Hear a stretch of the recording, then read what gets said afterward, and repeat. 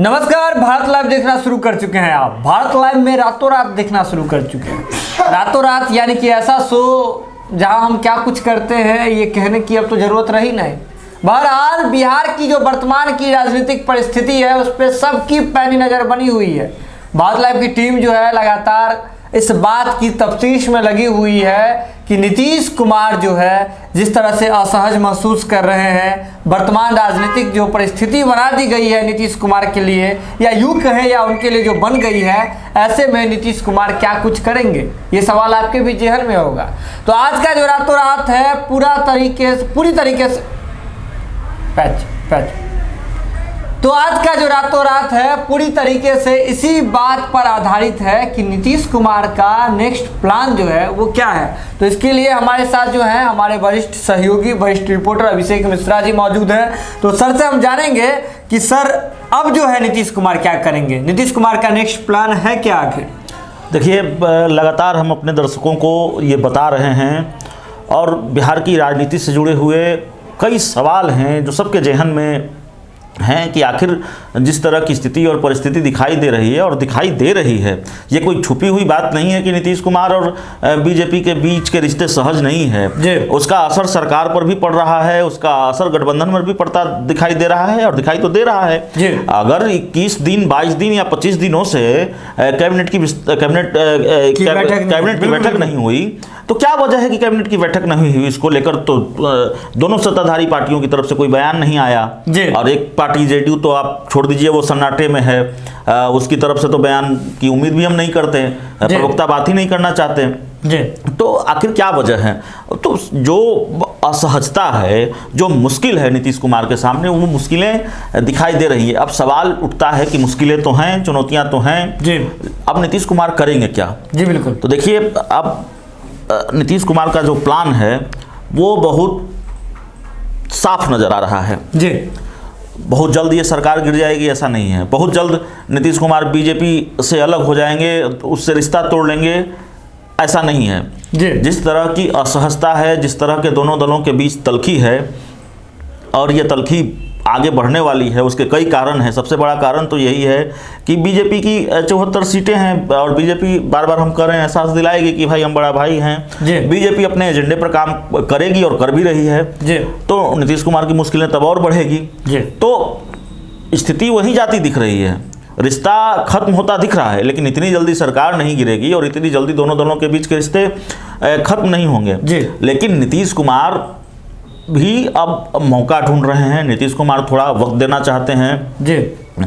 वो सरप्राइज दे सकते हैं। उन्होंने कई बार बिहार के लोगों को सरप्राइज दिया है। जो स्थिति और परिस्थिति है वो सरप्राइज वाली ही है। लेकिन नीतीश कुमार का प्लान यही है कि बड़ा मुद्दा हाथ लग गया है। नीतीश कुमार अब साथ खड़े नहीं रहने वाले बीजेपी के।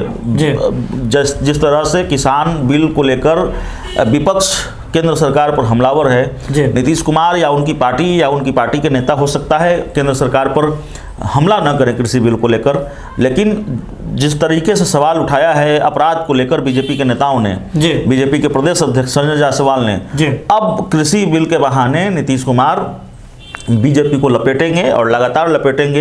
ये बिल्कुल प्लान साफ है। दोनों दलों के बीच टकराव चलता रहेगा, नोकझोंक चलता रहेगा, झगड़ा चलता रहेगा। और कृषि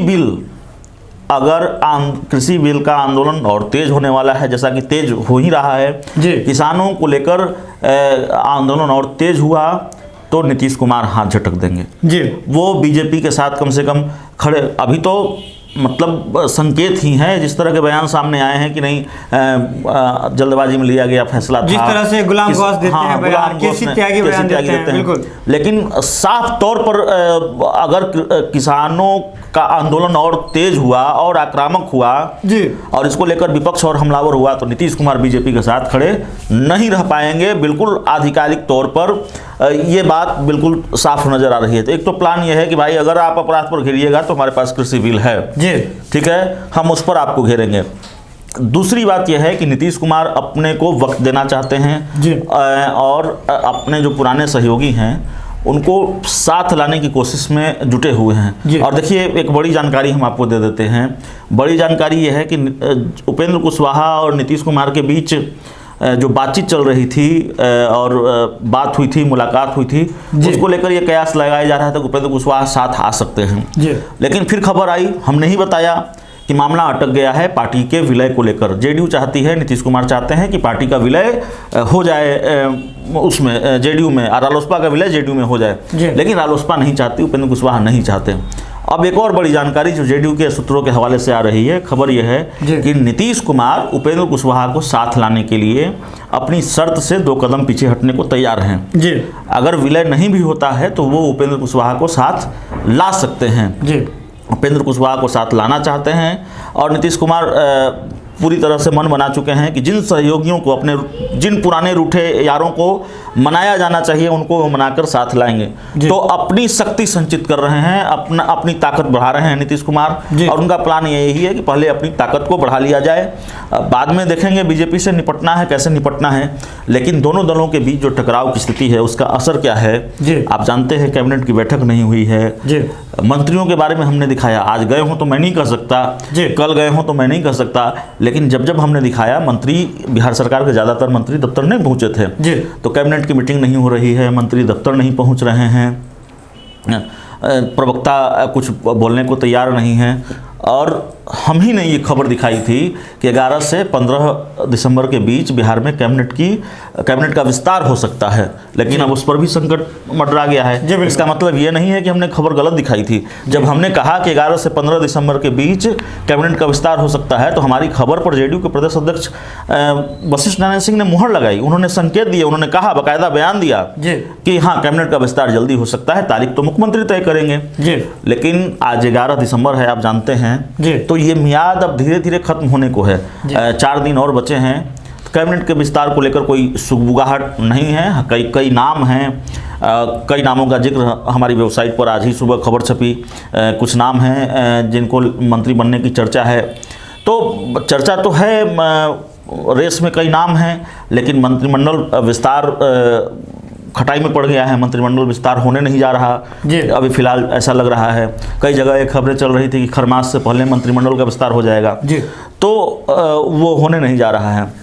तो नीतीश कुमार बहुत बयान नहीं देते, बहुत बोलते नहीं हैं। जेडीयू भी उस तरह से बीजेपी के खिलाफ अभी नहीं बोल रही है, उतने आक्रामक तरीके से नहीं बोल रही है। लेकिन नीतीश कुमार को जो लोग जानते हैं वो ये बेहतर जानते हैं कि बीजेपी की तरफ से जो कुछ बयान सामने आए हैं उसको लेकर नीतीश कुमार में नाराज़गी बहुत है। और इस हद तक नाराज़गी है कि हाल के दिनों में दोनों दलों के बीच के रिश्ते बहुत तल्ख हुए हैं।